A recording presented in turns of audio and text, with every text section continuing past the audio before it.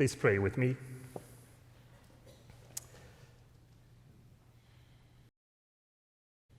God who speaks, may only your word be preached, and may only your word be heard here today. Amen. When Greg Carlson, the staffing consultant our church engaged to help with the search for the settled senior pastor, shared the recently approved church vision with me, I was immediately drawn in by the wideness of heart, the generosity of spirit, and the depth of faith that leapt from your collective longing to be a relevant Christian community in today's world. I was curious to see how your understanding of the church as a school of love, where people experience God through life-transforming friendships, robust spiritual practices, and ongoing mission doing was reflected in your ministries and life together.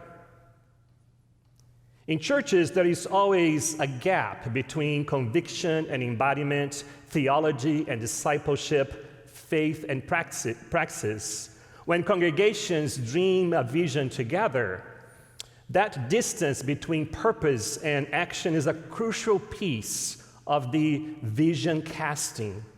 A church vision offers clarity without enforcing conformity. It gives direction without eliminating possibilities. It fosters unity without stifling creativity. It provides a much-needed strategic focus without engendering ecclesial myopia. In every well-crafted church vision remains the motivational elements of the bigger picture and the higher calling that require constant rethinking, reinventing, and renewing of both ministry and mission. It is not uncommon for congregations to let their vision fade away slowly, and when it becomes clear that building a thriving church where a strong sense of community grows out of the shared commitment to practicing Christian love is like chasing the horizon, always in sight, but never quite within reach. So when I arrived in Winnetka 3 months ago, I was eager to know how much of that collective desire to be a church with open doors to the community, close partnerships with neighbors, and a place where people of all ages are welcomed and engaged had already become part of our church's ethos. And I am deeply grateful that you all surprised me in the best possible way. One of the first events I attended in our church was an iftar dinner organized by Building Peaceful Bridges. Our fellowship hall was transformed into a sacred, multi-religious, and multicultural space where Christians and Jews joined the Muslim community for the festive evening meal that breaks the day's fast during Ramadan. At sunset, the deep melodic voice of a Latino Arabic cantor filled Toman Hall with the traditional call to prayer that Muslims have intoned for more than 1,000 years. Just outside the door to my right, men gathered and lifted their prayers while facing Mecca. For a fleeting moment in time, I caught a glimpse of humankind as I believe God hopes we will live someday. People from different backgrounds and faith traditions sitting together to eat, tell stories, pray, laugh, and celebrate the beautiful and fragile humanity we hold in common. A few days later, I found myself at the table again in the same space I had eaten the iftar meal, only this time I was sharing my faith journey with the Jewish community. The men's fellowship group, known as the Fellowship, hosted a dinner with Hakafa, the Reform synagogue that meets in our building on the Jewish holy days. To broaden and deepen the interfaith dialogue our church sees as an integral part of our vision to be a welcoming, sacred space for all people at the heart of Winnetka. In small yet decisive ways, we are living into those inspiring and compelling visioning initiatives that you spent 2 years prayerfully shaping into a plan for WCC's future. And having just experienced my first rummage sale, I have no doubt that being an inclusive, caring, multi-generational faith community, a church that follows the teachings of Christ and brings people together into healing and loving relationships, is encoded in your spiritual DNA. Watching volunteers, many of whom were not church members at all, give so much of their time to make the rummage sale run as smoothly and successfully as possible, and greeting people from all over the Chicagoland who came to Winnetka to find something unique, a gift, or a good deal at the sale, made me realize how the rummage sale takes all of us a step closer to the very core of our vision.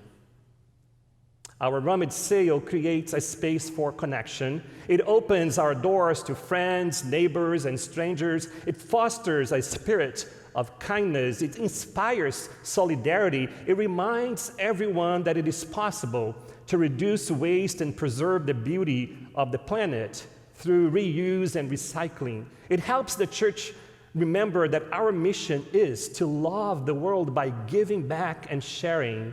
It turns the stretch between our building and the Harkness Outreach Center across the streets into a space where people mingle, Christ's love becomes enfleshed, and moments of spiritual significance unfold amid the steady flow of human interactions.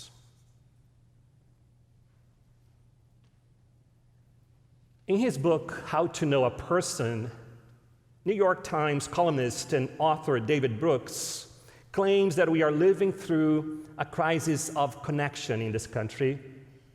We live in an environment in which political animosities, technological dehumanization, and social breakdown undermine connection, strain friendships, erase intimacy, and foster distrust, Brooks wrote. We're living in the middle of some sort of vast emotional, relational, and, this is moving, spiritual crisis. It is as if people across society have lost the ability to see and understand one another, thus producing a culture that can be brutalizing and isolating. To flourish, human beings need intimate, meaningful connections with other human beings. Our brains are wired to connect.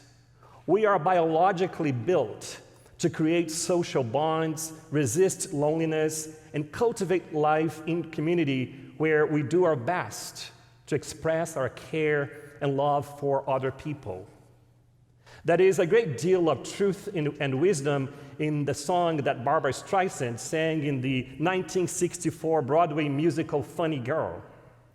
People who need people are the luckiest people in the world. Being in life-affirming relationships with other people is still one of our most essential needs. We are all people who need people, even as we explore our identity, pursue our independence, and write our own life story. But as David Brooks put it, we find ourselves in the midst of a baffling paradox. The thing we need most is relationships. The thing we seem to suck at most is relationships.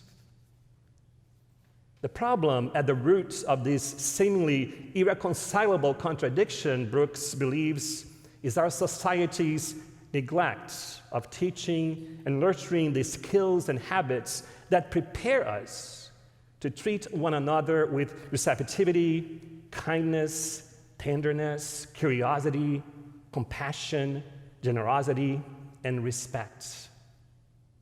At the heart of any person, family, school, community organization, or society, Brooks pointed out, is the ability to see someone else deeply, to make them feel seen, to accurately know another person, to let them feel valued, heard, and understood.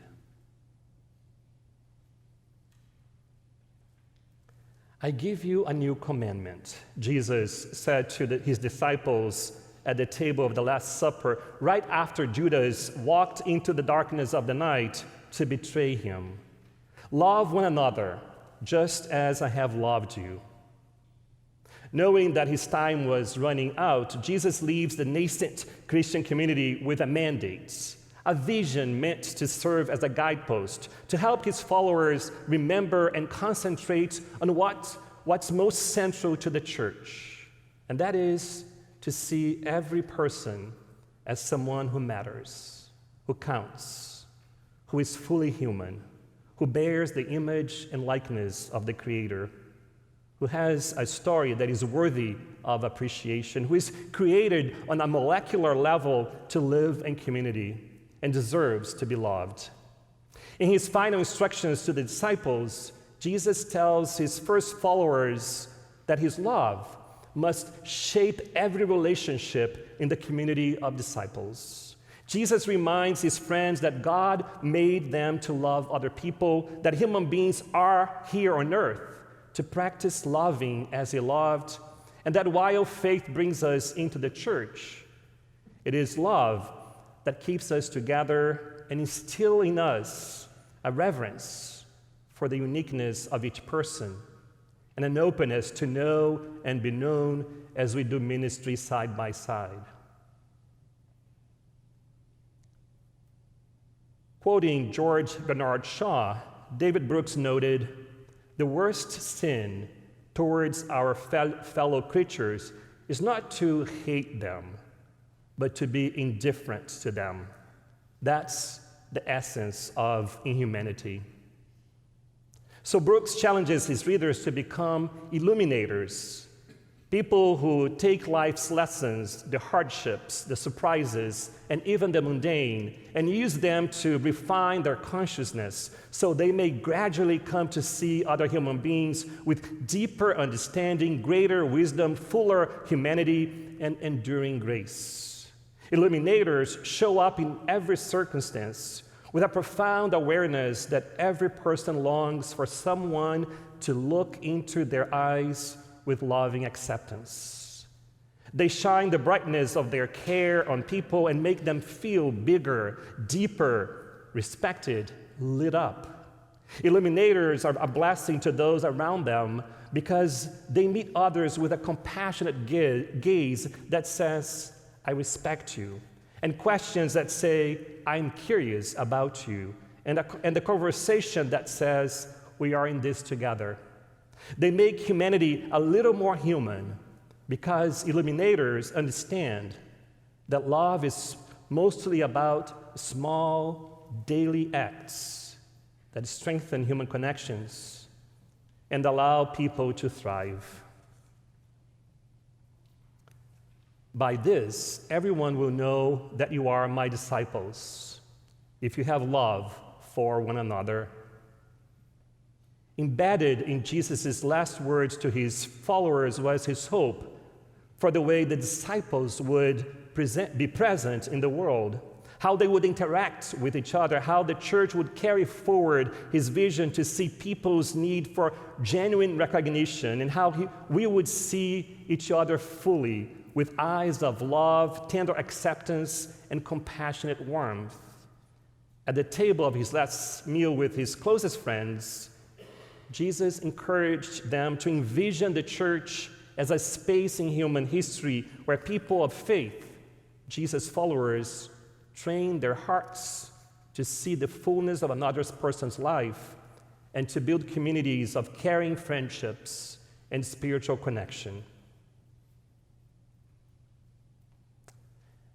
This morning, when we gather around the Lord's table, Jesus' new commandment to the disciples becomes once again ours. And I imagine that as we eat the bread of life and drink from the cup of the new covenant, the risen Christ might ask you and me to become something like an illuminator, approaching each other with a gaze that makes everyone feel included, accepted, and valued. At this table, Christ's words still call us, as his friends, to intentionally strengthen the bonds that connect us as a community of people who are training to love. We may not always do it right. We are bound to fall short of our mandate to be a school of love in Winnetka. But at the table, we got the spiritual nourishment we need to keep trying to illuminate each other, making everyone in our church feel seen, loved, beautifully alive, and filled with sacred worth. And friends, remember, today we celebrate the end of another church program year with a picnic on the lawn. This will be my first picnic with our church, and I am looking forward to being surprised by your love, that same love that I felt so strongly in the rummage sale, the same bold, spirit-filled love that is woven into our church vision and energizes us to be a congregation full of people, humming with vibrant ministries, with doors open to the community, and that prepares you and me to look into another person's eyes and say, you matter, you are loved, you are not alone. This is the kind of church that is worthy of our time, our energy, our pledges, our presence, and yes, of our love. Thanks be to God. Amen.